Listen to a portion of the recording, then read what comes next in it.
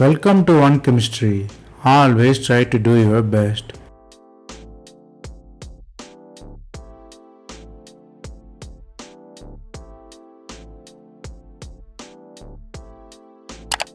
Now, let us see about 100 conversions in organic chemistry. We are seeing it as episode.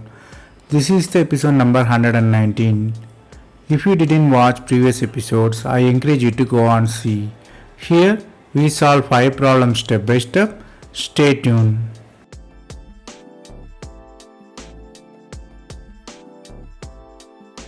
Let us see the question number 1. The starting metal is a fused system which is attached with conjugated ketone and methyl on the fused carbon. The methyl above the plane and you are having the reagent peroxide and base. Again you are reacting with hydrogen and acid.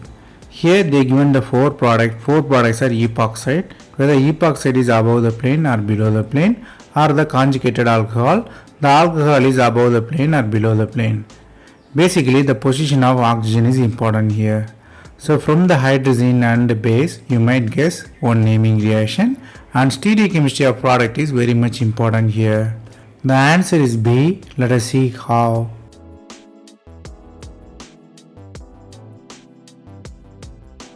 The starting metal you are having conjugated ketone, you are reacting with peracid. Peracid, what really it's doing is it attacking the conjugated position. Normally the position of 1,2 and 1,4 addition is possible. Since peracid is a soft nucleophile, organic in nature, it goes 1,4 addition, otherwise you can call Michael addition. Another fact is that where the HO minus attacks, it will attack in the below because methyl is already above the plane.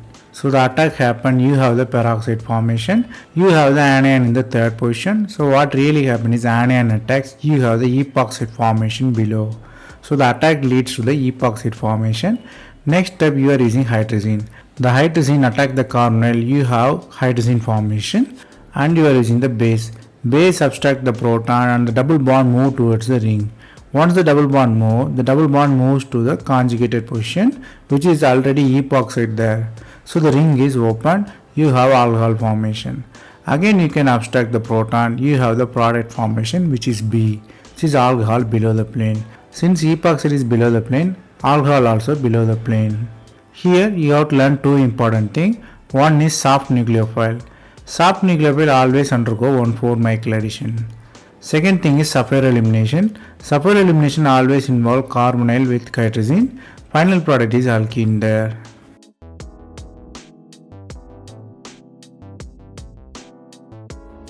Then the question number 2. The starting metal is fused to 5-member ring system. Here you have methylene above the plane. You have methyl above the plane, peroxide below the plane. You are using the Lewis acid. They ask you to find the product. The products are 4 types. The products can be the ketone with methyl group above the plane, or the double bond introduced in the system with 2 methyl in the antiposition, or the carbonyl formation or the allyl alcohol formation. So there are the 4 possibilities. So from the reactant to product, what really happened to oxygen is important. So definitely the regioselective ring opening is occurred there. The answer is A. Let us see how.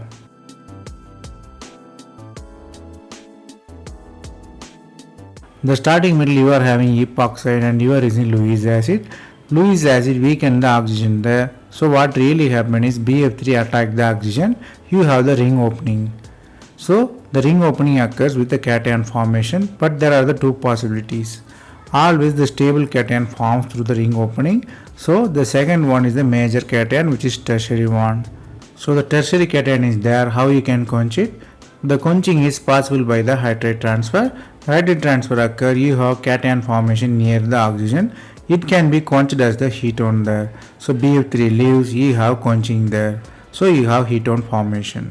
So you have the cation quenching leads to the product A, where methyl is below the plane and bridged carbon stay as such.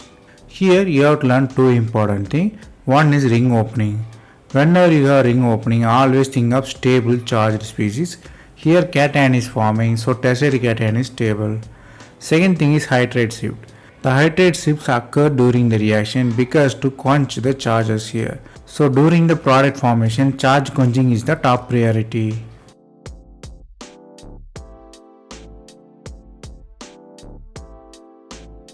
Then the question number 3. The starting metal is a kind of amide and you are attaching with N substitution, which is cyclic ketone there. Normally it's the N derivative of amide there. You are using HBr and methanol in acidic condition. Next step you are using phosphine. Further you are hydrolyzing. They ask you to find the product. The products are just a simple linear chain like amino acid or a phosphine attached one or a phosphine attached one with alkenic acid or just a amine there. So there are the possibilities. The possibilities are coming from the reaction center. So main purpose of this question is where the reagent is attacked, where is the reaction center. The answer is B. Let us see how.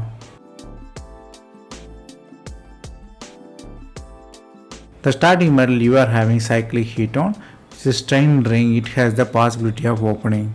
You are using HBr there.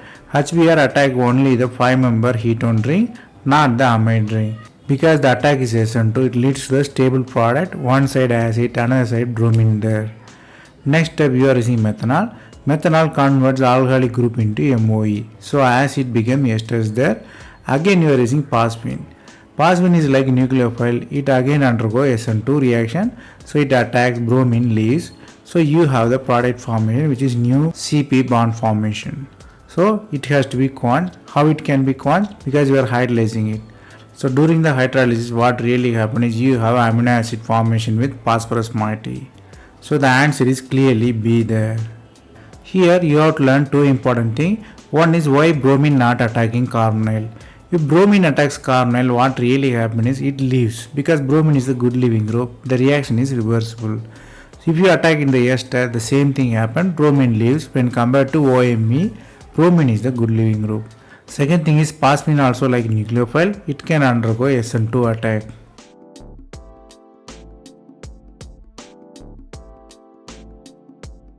Then the question number 4. The starting metal you are having two carbonyl group, one side it is ketone, another side it is ester. You are reacting with titanium trichloride and lithium hydride and hydrolysis. They ask you to find the product. The products are mostly the closed ring system with different ring sizes. So position of carbonyl also different there. Whether ring size is 7,5 or 6,6, 6,5 with alkene or just a diketone with different carbon-carbon bond formation. So from the reactant to product you might guess ring closure definitely occur and one naming reaction is involved here. The answer is B. Let us see how.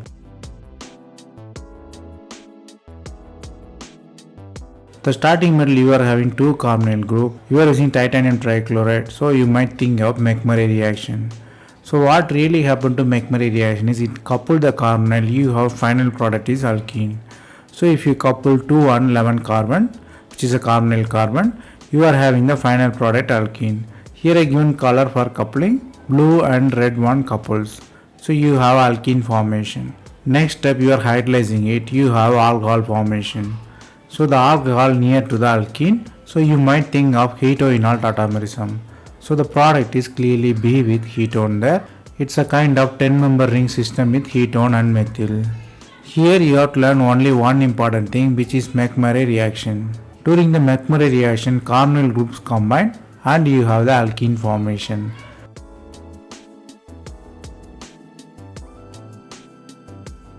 Then the question number 5. The starting metal is benzene attached with many functional groups, methoxide, iodine and ester. Ester have allyl side chain. You are reacting with alkene and palladium and amine and DMF as a solvent. Then you are using Krebs catalyst. They ask you to find the product. Here 4 products are given. 4 products are with ring closure. The products can be ester with alkene or phenyl substitute alkene with double bond shift. So from the 4 products you can see only the difference in the double bond in the 7-member ring and in the phenyl fate. So from the palladium you might guess it's a naming reaction and definitely ring closure is occurred there. The answer is A. Let us see how.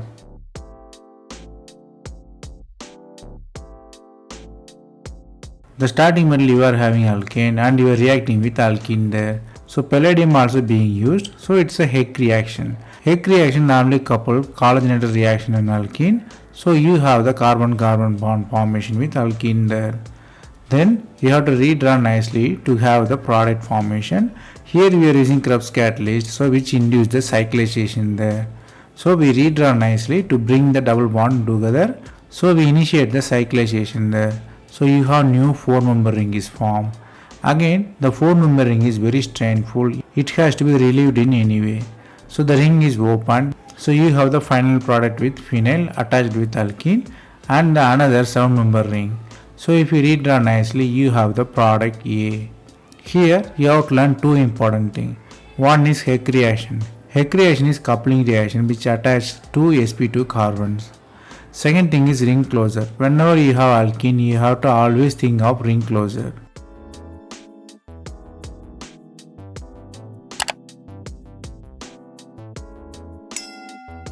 That's all from this episode. I hope it was easy. Thanks for watching. If you have any suggestion, comment below. Stay tuned for next episode.